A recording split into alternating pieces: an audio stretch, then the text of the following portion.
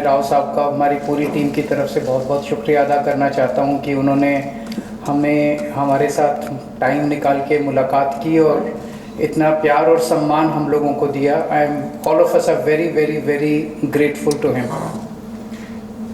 हमने अपनी पूरी बात उनके सामने रखी और जैसा भी उन्होंने कहा कि दिल्ली के लोगों को न्याय दिलाने के लिए वो उनकी पार्टी और उनकी पूरी सरकार दिल्ली के लोगों के साथ है।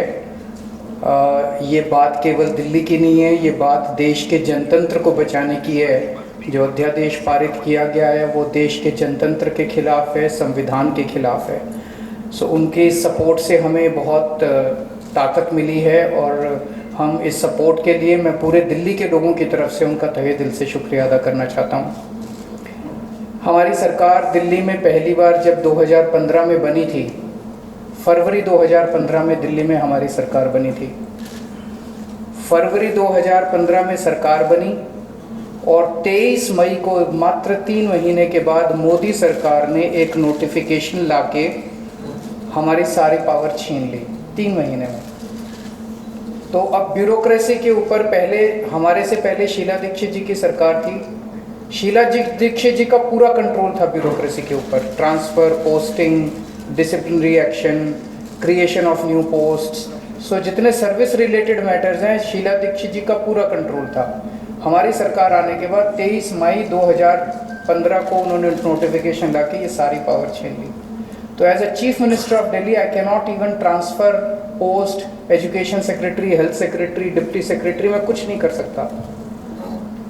वो सारी पावर छीनने के बाद 8 साल तक दिल्ली के लोगों को उन्होंने अपंग करके रखा। हम दिल्ली के लोग 8 साल तक कोर्ट दर court, high court, supreme court लड़ते रहे। 8 साल की हमारी लड़ाई के बाद 11 मई को अभी पिछले कुछ दिन पहले सुप्रीम कोर्ट की संविधान कॉन्स्टिट्यूशन बेंच ने 5 जजों ने मिलकर 5-0 से दिल्ली के लोगों के हक में फैसला दिया। 8 साल की लड़ाई के बाद दिल्ली के लोगों को न्याय मिला कि उनकी चुनी हुई सरकार को काम करने का अधिकार मिला।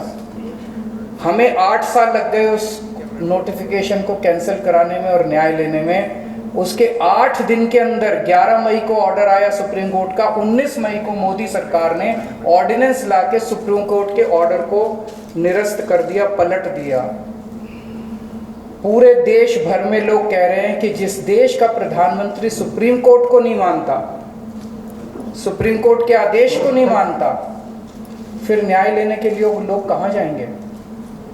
अगर देश का प्रधानमंत्री कहता है कि मैं सुप्रीम कोर्ट के आदेश को नहीं मानता और कानून लाके वो आदेश को पलट देता है, तो फिर तो न्याय के लिए कोई जगह नहीं बच जाती है। कहाँ जाएंगे फिर लोग न्याय लेने के लिए? फिर तो कोई अंतिम चीज ही नहीं है। वो प्रधानमंत्री जी कहते हैं मैं नहीं मानता सुप्रीम कोर्ट को, ऐसे देश कैसे चलेगा? ये तो बिल्कुल गलत है। अब ये अध्यादेश ला के वापस सारी पावर छीन ली। तो एक तरह से जैसे अभी राव साहब ने बिल्कुल सही बोला, ये अध्यादेश दिल्ली के लोगों का अपमान है, घोर अपमान है। एक तरह से प्रधानमंत्री जी ये कह रहे हैं कि तुम जो मर्जी सरकार चुनो, मैं उसको काम नहीं करने दूंगा।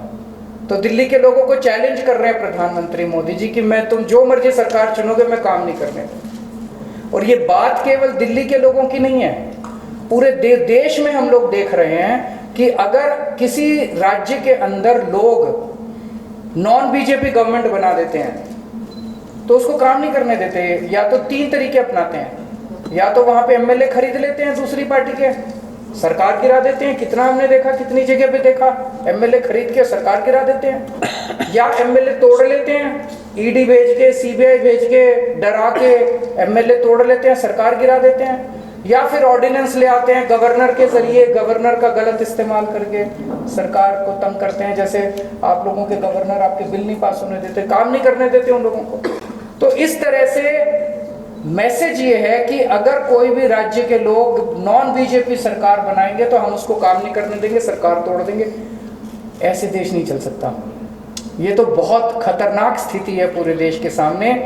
मैं जो पूरे देश भर में घूम रहा हूँ समर्थन मांगते हुए, मैं केवल अपने लिए समर्थन नहीं मांग रहा, मैं देश के संविधान के लिए और देश के जनतंत्र के लिए समर्थन मांग रहा हूँ। हमारे जो स्वतंत्रता सेनानियों ने लड़ाई लड़ी थी, वो ऐसे भारत के लिए लड़ाई थोड़ी लड़ी थी कि एक पार्टी आएगी सेंटर के अंदर, वो पार्टी बस एक ही पार्टी का पूरे देश के अंदर राज होगा।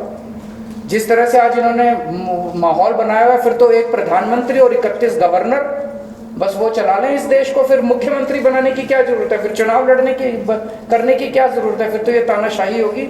इस तानाशाही के खिलाफ हम लोग लड़ रहे हैं। राज्यसभा के अंदर जब ये बिल आएगा, राज्यसभा के अंदर बीजेपी के पास मेजॉरिटी नहीं है।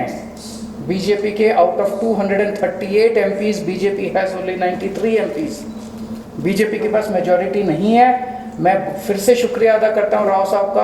अगर हम सब लोग नॉन बीजेपी पार्टीज इकट्ठे हो गए तो इस बिल को हम राज्यसभा के अंदर गिरा सकते हैं। और अगर ये बिल गिर जाता है तो पूरे देश के लोगों को विश्वास हो जाएगा कि 2024 के अंदर मोदी सरकार वापस नहीं आ रही है।